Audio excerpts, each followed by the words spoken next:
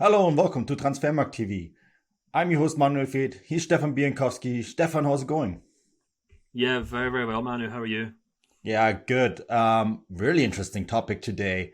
We're going to talk about Mykhailo Mudryk and his mega transfer to Chelsea from Shakhtar Donetsk, 70 million euros up front, 30 million add-ons. That's a transfer package of 100 million euros altogether. A huge deal, Stefan.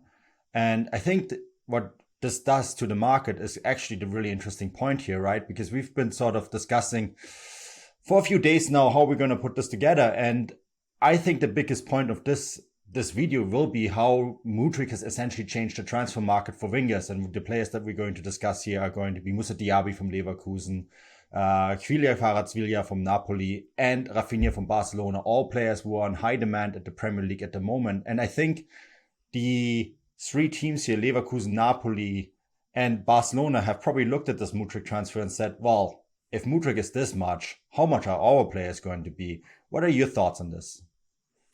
Yeah, I mean, I think first and foremost, we kind of have to discuss whether Mudryk is actually worth what Chelsea paid for him. I guess you can argue that a player is always worth what, a buying club is willing to pay for them. But in this particular example, it's been quite an extreme kind of roller coaster, and his market value has just kind of gone up exponentially this season. It's easy to forget that at the start of the season, he was only worth 15 million euros on our website, and that's not us falling behind the times or keeping an eye on things. That just seemed like a very general value. And as we know, Leverkusen, the Bundesliga side, were very interested in signing him, and that's probably, if I'm not mistaken, Manu, the kind of number that they were kind of looking at offering for him.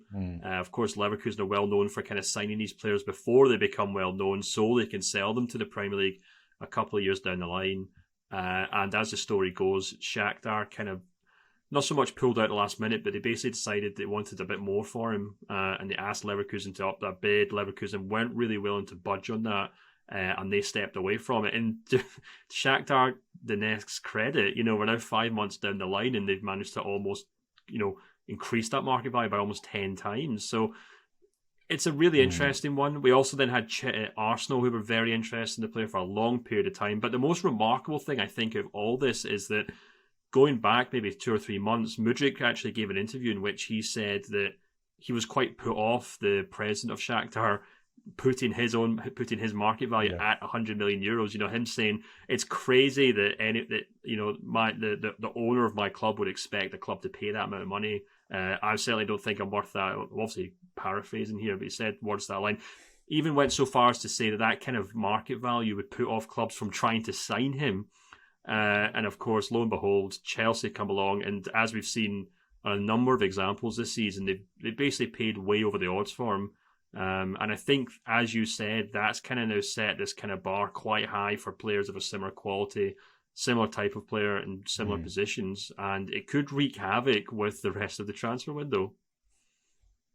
Yeah, it certainly could. I think the interesting story about Mudryk is that he's actually he already completed his medical at Leverkusen, and the agreed fee was something like 16 million plus 4 million in add-ons, so a transfer package of 20 million euros.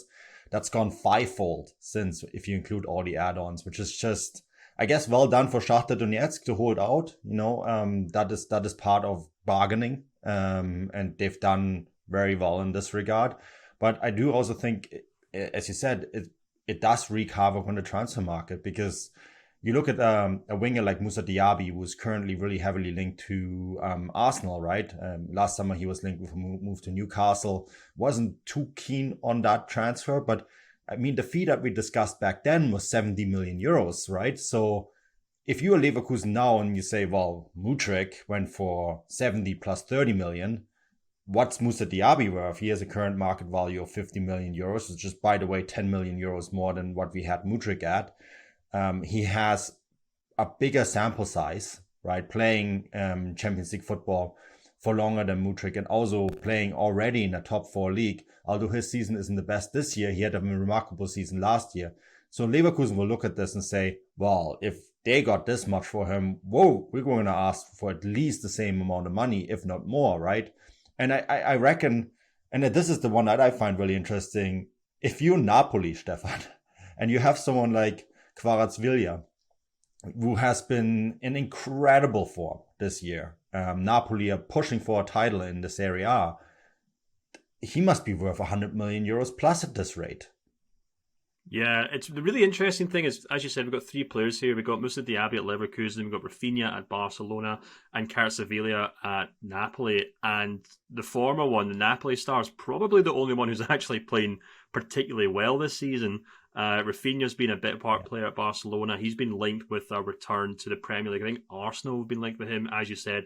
Musa Diaby linked with Newcastle last season. Arsenal have also been linked with him this season, but neither of those players are playing particularly well. So you could really, if you were Arsenal and you were coming to the negotiating table with either of these clubs, you would say, well, look, we get that Mudryk has maybe set the bar there, but neither of your players are playing particularly well. So let's not really beat around the bush here and pretend that we're trying to sign up this hot prospect at the moment.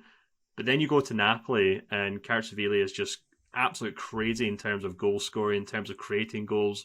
Recently saw his Napoli side tear apart Juventus in Serie A. Looks like Napoli are going to go march on to a title for the first time in, the best part of 30 years, if I'm not mistaken.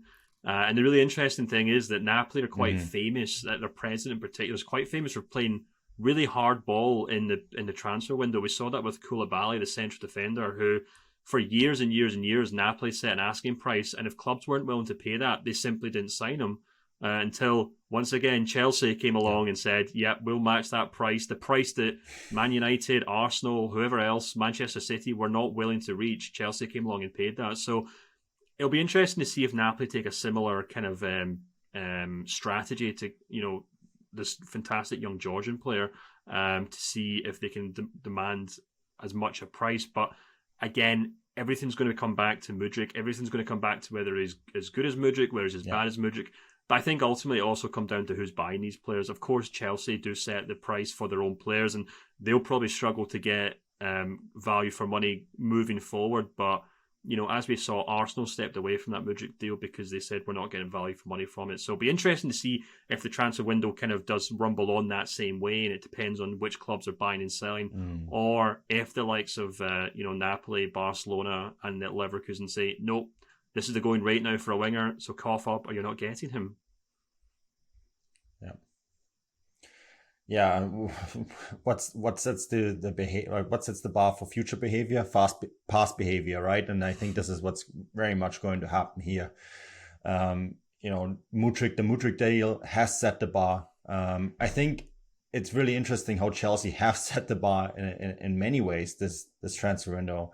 They were very close of breaking several transfer records by signing Enzo Fernandez for way above market value. And I think a lot of clubs around the world have looked at that and said, well, if a central midfielder is worth that much money, how much is our asset worth? And I think a lot of clubs are looking at now the Mudryk deal and say the same thing, because, at the end of the day, he's an attacking winger. We're not talking about a center forward here. We're not talking about central midfielder or center back. We're talking about what's not necessarily a key position on the field, right? And I think that's what's really interesting here, that the market values are always set by what the market has paid for a player. And the Mudryk deal, has Chelsea overpaid or not? That's a different question. But the fact is that they have set a new baseline on the transfer market. And yeah, I think that's a really, really interesting takeaway here, Stefan.